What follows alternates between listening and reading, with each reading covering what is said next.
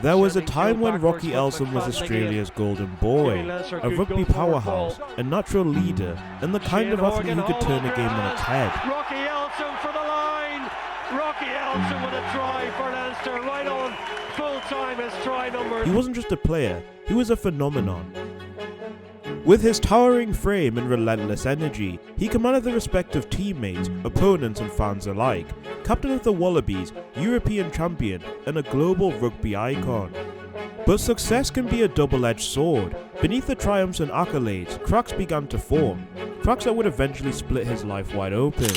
Financial scandals, personal betrayals and a descent into darkness led Rocky Elsom from the pinnacle of rugby glory to shadows of infamy. How did a man who seemed to have it all, talent, fame and fortune, end up on the run from law enforcement? What choices turned a national hero into an international fugitive? This is the gripping, heartbreaking tale of Rocky Elsom, the former Wallabies captain who ruined his life. Rocky Elsom was born on February the 14th, 1983 in Melbourne, Australia. Growing up in a middle-class family, sport was an integral part of his upbringing. While he dabbled in multiple sports as a child, it was rugby that captured his heart. Elsom's early years were shaped by discipline, instilled by his parents, and an inherent drive to succeed. At Newington College, a prestigious school in Sydney known for its rugby program, Elsom's natural talent became evident. His athleticism, combined with his impressive 6'5" frame, made him an unstoppable force on the field. By the time he graduated, Rocky had secured his place in the Australian under-21 rugby team. It was clear that he was destined for greatness. In 2003, Elsom made his debut for the New South Wales Waratahs in Super Rugby, quickly cementing himself as one of the team's standout players. His versatility as a flanker, capable of both bone-crushing tackles and dynamic runs, made him invaluable. He would go on to score 60 points in just 65 appearances for the Waratahs between 2003 and 2008. Within a year, he was called up for the Wallabies, marking the beginning of a stellar international career. Elsom was a key player for Australia during the mid-2000s. By 2008, he had achieved a remarkable feat, winning the European Champions Cup with Irish club Leinster, where he was hailed as one of the best foreign imports in the team's history. His performances overseas elevated his status from Australian hero to global rugby icon. In 2009, Elsom was handed the ultimate responsibility, captain of the Wallabies. It was a testament to his leadership qualities and the respect he commanded both on and off the field. Under his leadership, Australia had notable victories, including a win over the All Blacks in 2010, breaking a decade-long drought.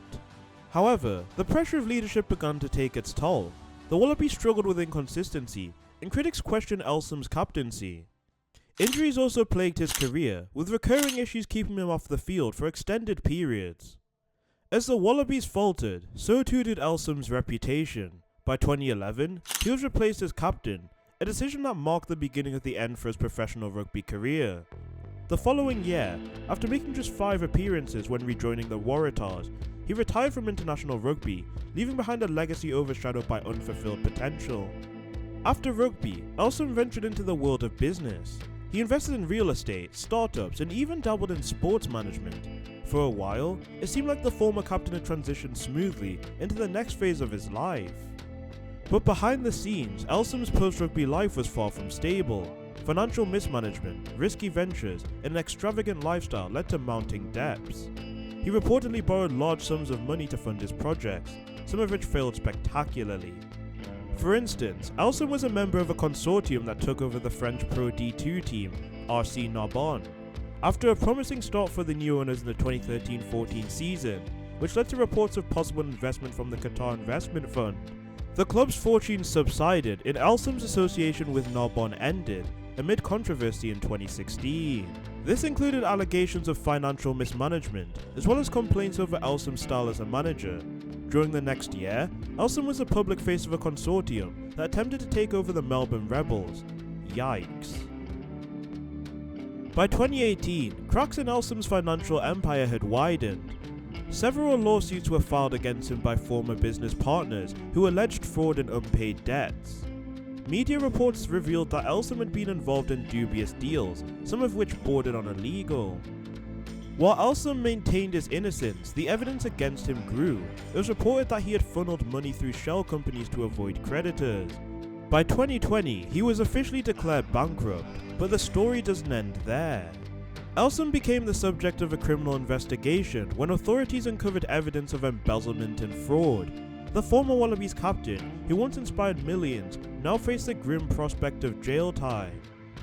An international arrest warrant was issued on the 12th of October 2024 by France, after Elsom was found guilty in absentia of fraud, having embezzled €700,000 when he was president of RC Narbonne. Elsom was sentenced to 5 years in prison. In an interview just prior to his conviction, Elsom indicated he still owned a construction business in Queensland, Australia, and was coaching at a Catholic university school in Dublin. In November, Elsom told the Sydney Morning Herald that he had left Ireland to avoid being arrested, but didn't say where he was residing. Before charges could be filed, Elsom vanished. Reports suggest he fled using fake identities to evade law enforcement. Rumours placed him in Southeast Asia, living under the radar and relying on a network of associates to stay hidden. To add to this, Rocky Elsom has written to newspaper articles like the Australian Daily Telegraph and conducted interviews with YouTubers like The Raw and Mark Burris, where he has been pleading his innocence and claims he wasn't aware of his trial date. And when asked by Mark about his current location, he refused to answer and completely dodged the question. I mean, are you in... I guess you're not going to tell me where you are, but which continent are you in? Which part of the world, north or south? Well, I think the big thing is if I was to be detained, if I was to go into custody, it's a lot harder, much harder to defend myself, to be able to put together a legal case.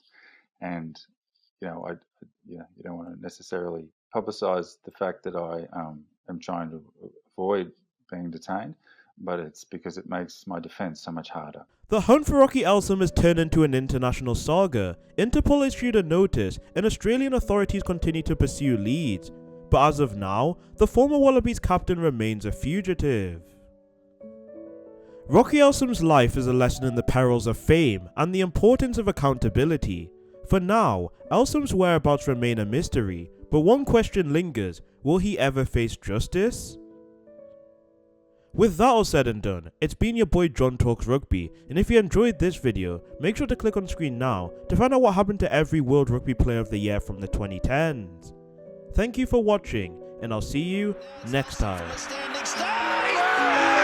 Rocky Elsom will score for Australia! My God! Front the men of goal! Oh, I have to sit down. Hold on! Put all that to Keary! No try.